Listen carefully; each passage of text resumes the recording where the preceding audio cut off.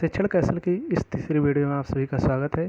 पिछले वीडियो में हमने वैदिक कालीन शिक्षा के विषय पर 2 वीडियो बनाया है जो कि आपके सुपर टेट के एग्ज़ाम के शिक्षण कौशल के 10 नंबर के क्वेश्चन के लिए बहुत ही इम्पॉर्टेंट है और साथ ही सेकंड सेमेस्टर डीएलएड के एजुकेशन पेपर के लिए भी इम्पॉर्टेंट है। तो वैदिक कालीन शिक्षा के बाद आज हम पढ़ेंगे बौद्धकालीन शिक्षा प्रणाली। तो चलिए फ्रेंड्स स्टार्ट करते हैं, जिसमें हमारा पहला पॉइंट होगा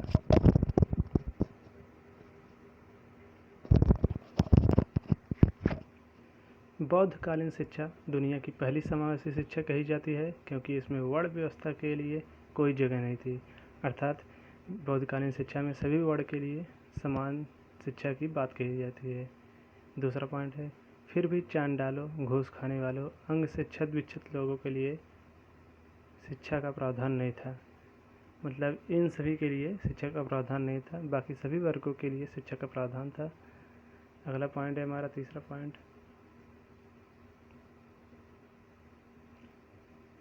शिक्षा वैदिक कालीन शिक्षा की ही तरह राज्य के नियंत्रण से मुक्त थी, लेकिन वैदिक कालीन शिक्षा की अपेक्षा बौद्धकालीन शिक्षा को राजाओं द्वारा ज़्यादा सहायता प्राप्त थी। एक अंतर यह भी था, यहाँ गुरुकुल अलग अलग ऋषि मुनियों की थी, वहीं बौद्ध मठों का एक संगठित रूप से देश में फैला था और इन मठों का प्रधान संघ होता था। वैदिक काल में अलग अलग गुरुओं के अलग अलग मठ होते थे, लेकिन बौद्ध काल में सभी के अलग अलग होते हुए उनका एक प्रधान मठ होता है जो कि सभी को संचालित करते हैं। अगला पॉइंट है हमारा, बौद्धकालीन शिक्षा 2 स्तरों पर विभाजित थी, पहला प्राथमिक, दूसरा उच्च।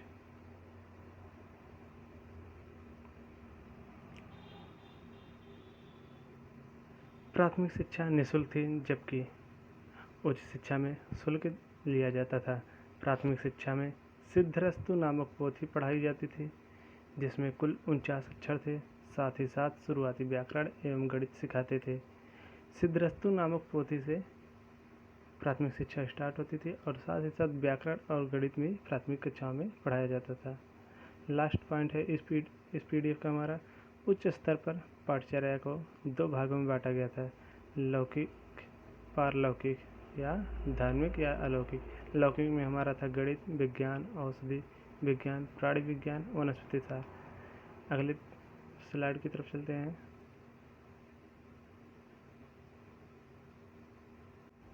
उस उच्च शिक्षा में हमारा दूसरा जो शिक्षा है धार्मिक या पारलौकिक शिक्षा, इस शिक्षा को बौद्ध भिक्षु बनने वाले विद्यार्थियों के लिए अनिवार्य किया गया था।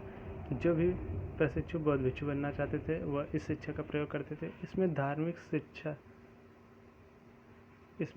शिक्षा के अलावा बौद्ध धर्म के 3 ग्रंथ अभिधम्म पिटक, सूत्र पिटक, विनय पिटक का अध्ययन भी करना पड़ता था।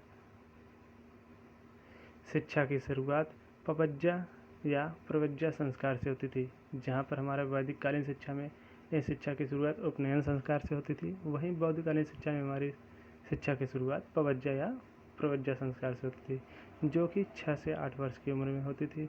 पवज्जा के लिए अर्थ है बाहर ले जाना, अर्थात घर से बाहर मठ में गुरु के पास ले जाना। पवज्जा संस्कार के दौरान नया विद्यार्थी अपने सिर के बाल मुड़वाकर पीले वस्त्र धारण करके गुरु के सामने बैठकर सरल त्रय या 3 वचन लेता था, जो कि बहुत इंपॉर्टेंट है। एग्ज़ाम में आते हैं कि इन पवज्जा संस्कार के दौरान बालक कौन से 3 नियम या वचन लेता है। पहला है बुद्धम शरणम गच्छामि, दूसरा धम्मम शरणम गच्छामि, तीसरा संघम शरणम गच्छामि। इसके बाद है हमारा, विद्यार्थी मठ में शिक्षा के लिए प्रवेश करता था। मठ में रहकर शिक्षा लेने वाले विद्यार्थी को श्रवण या सामनेर कहा जाता था, जबकि मठ में अध्यापन करने वाले शिक्षकों को उपाध्याय या उपजियाय कहा जाता था। मठ में निवास करने वाले विद्यार्थियों को 10 और वचन लेने पड़ते थे, जिसे 10 शिक्षा पदानी कहते थे।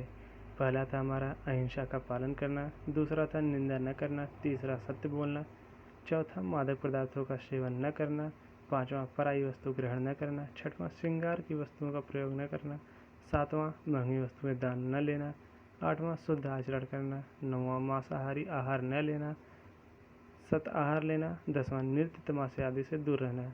इसके बाद है हमारा 12 से 15 वर्षों की शिक्षा होती थी, जिसके बाद सामने या तो घर वापस जा सकता था या फिर आजीवन बौद्ध भिक्षु बन सकता था। जो विद्यार्थी बौद्ध भिक्षु बनना चाहते थे उनका उपसंपदा संस्कार होता था। जो विद्यार्थी बौद्ध भिक्षु बनना चाहते थे उनका उपसंपदा संस्कार होता था और बौद्ध भिक्षु को आजीवन ब्रह्मचारी रहने के अलावा की शपथ के अलावा बौद्ध के तीनों ग्रंथों एवं मुद्रा के लेन देन का लेखा जोखा का भी ज्ञान होना जरूरी था। भिक्षा का माध्यम पाली भाषा थी, लेकिन कहीं कहीं पर संस्कृत भी थी। बाद में प्राकृतिक का भी प्रयोग जगह पर दिखाई दिया। बौद्ध कालीन शिक्षा का सर्वोच्च लक्ष्य निर्वाण प्राप्त करना था, जो कि वैदिक कालीन शिक्षा के मोक्ष से एकदम अलग थी। अर्थात निर्वाण का अर्थ था जीवित रहते हुए सभी इच्छाओं पर विजय पाना। शुरुआत में महिलाओं के शिक्षा का प्रावधान नहीं था, लेकिन बाद में महिलाओं को शामिल किया गया, जो बाद में बौद्ध मठों के पतन का कारण बना। वल्लभी, विक्रमशिला, नालंदा, तक्षशिला आदि बौद्ध शिक्षा के प्रमुख केंद्र थे। परीक्षाएं बौद्ध काल में वैदिक काल की ही तरह मौखिक थी और शिक्षण विधियाँ भी लगभग वैसी ही थी। बौद्ध धर्म में प्रारंभिक स्तर पर 5 प्रकार की विद्या सिखाई जाती थी। पहला था शिल्प विद्या, जिसमें व्यावसायिक विद्या सिखाई जाती थी। दूसरा हेतु विद्या, जिसमें तर्क विद्या सिखाया जाता था।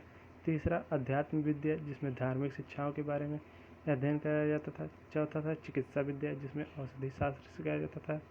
पांचवा शब्द विद्या, जिसमें व्याकरण शास्त्र की विद्या सिखाई जाती थी। तो फ्रेंड्स, इसी पॉइंट के साथ हमारा ये बौद्धकालीन शिक्षा भी समाप्त होती है।